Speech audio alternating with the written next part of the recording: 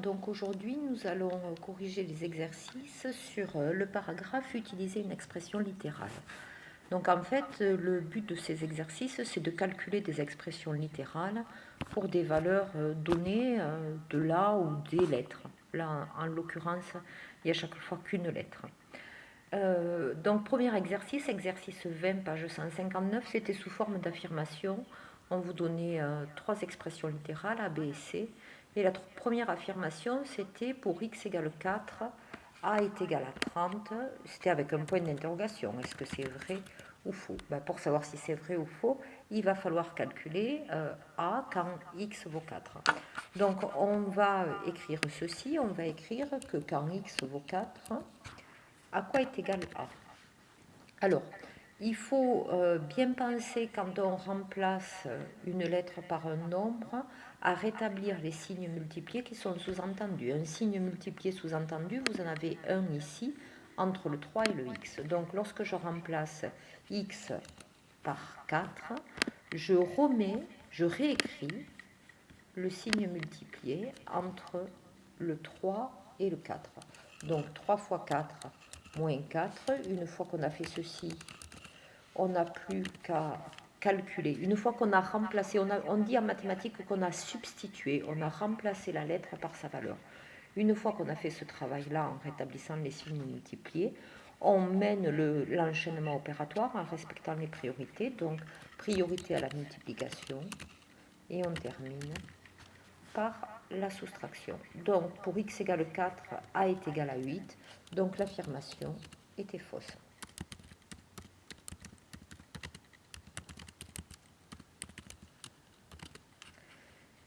Alors B, l'expression B et l'affirmation, donc, je mets un point d'interrogation, c'est que pour x égale 2, B est égal à 18. Donc on fait la même chose, on va calculer B pour x égale 2. Donc pour x égale 2, à quoi est égal B? Alors, même chose que tout à l'heure, on remplace la lettre x par 2 et on rétablit tous les signes multipliés qui sont sous-entendus. Donc, un signe multiplié sous-entendu, il y en a un devant la parenthèse. Et puis, il y en a un autre entre le 4 et le x.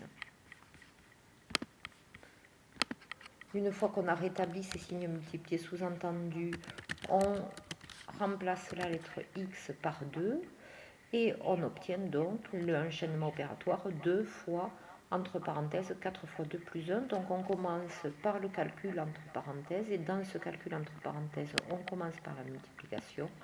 Donc on obtient 4 fois 2, 8, 8 plus 1, 9. Donc 2, je fais une étape de calcul, 2 fois 9, 18. Donc l'affirmation, cette fois-ci, est vraie.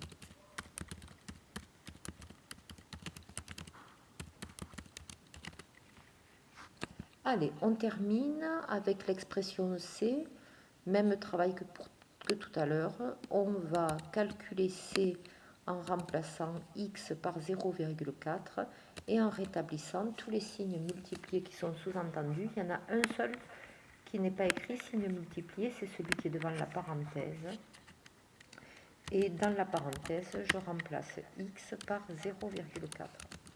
Je n'oublie pas de refermer ma parenthèse. Ensuite, tout le reste, je le recopie et sans changer l'ordre. Donc, je commence par effectuer le calcul qui est entre parenthèses, 0,6. Alors, je fais un copier-coller et je vais juste remplacer 1 moins 0,4 par 0,6.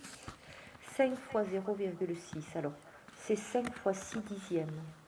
Ça fait 30 dixièmes. Et 30 dixièmes, ça fait 3.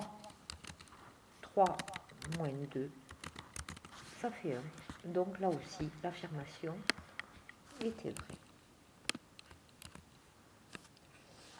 Voilà pour cet exercice. L'exercice maintenant numéro 23. Chez Rachel, la salle à manger rectangulaire a pour dimension 5 mètres sur 4 mètres. Elle souhaite acheter une table rectangulaire elle aussi, dont la longueur est le double de la largeur. On note L la largeur en mètres de cette table. Expliquez pourquoi l'air en mètres carrés autour de la table dans la salle à manger est égal à A égale 20 moins 2L carré. Alors, en fait, on me demande de calculer l'air qu'il reste une fois que dans la salle, on a positionné la table. Donc, en fait, l'air qu'on me demande de calculer, grand A,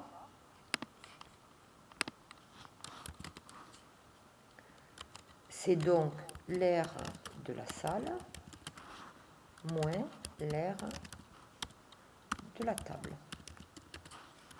Alors, l'air de la salle, il se calcule assez facilement. La salle est un rectangle dont les dimensions sont 4 mètres sur 5 mètres. Alors, quelque chose que je ne vous ai peut-être pas encore dit, quand on travaille avec le calcul littéral, on n'utilise pas les unités. Donc là, pour l'aire de la salle, je vais mettre les unités, mais ensuite, quand je vais passer à l'expression littérale, je n'écrirai pas les unités.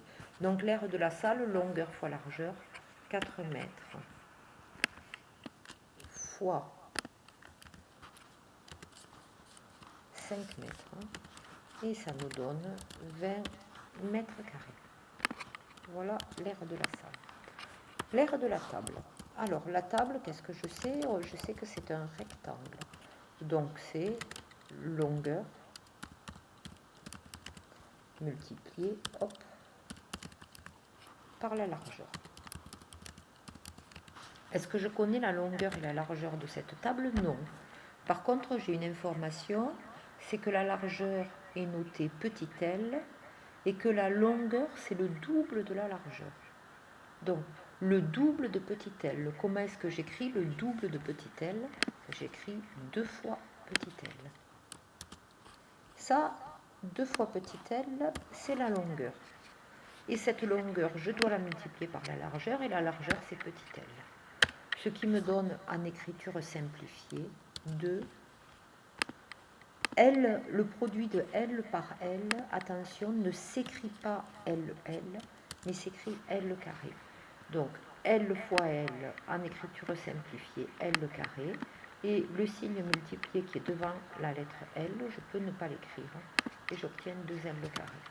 Je suis donc maintenant en mesure de calculer l'air qu'on me demandait de calculer, qui est noté A, qui est donc l'aire de la salle, j'ai dit 20 mètres carrés, mais je ne mets pas les unités, moins l'aire de la table, que j'ai calculé ici.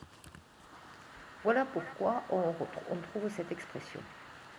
On me demande ensuite de calculer cette aire pour L égale 1,5. Donc pour L égale 1,5, pardon, A égale quoi? A égale 20 moins 2, je rétablis le signe multiplié qui est sous-entendu, et puis je fais le carré de 1,5. Le carré de 1,5, c'est quoi? C'est 1,5 multiplié par lui-même.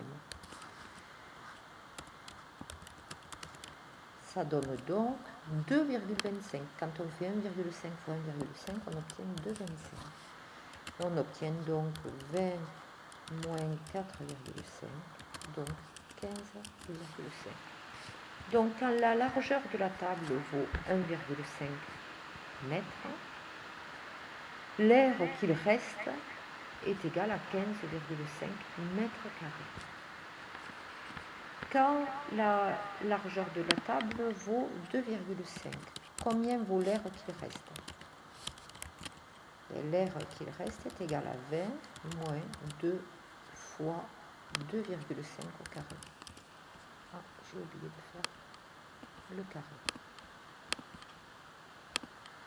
C'est-à-dire 2,5 fois 2,5. Alors 2,5 fois 2,5, ça fait 6,25. Vous le faites à la calculatrice. Hein. Ça donne 20 moins 12,5 et 20 moins 12,5, ça donne 7,5. Autrement dit, quand la largeur de la table vaut 2,5 mètres, alors l'aire restante est égale à 7,5 mètres. Voilà, cette correction est terminée.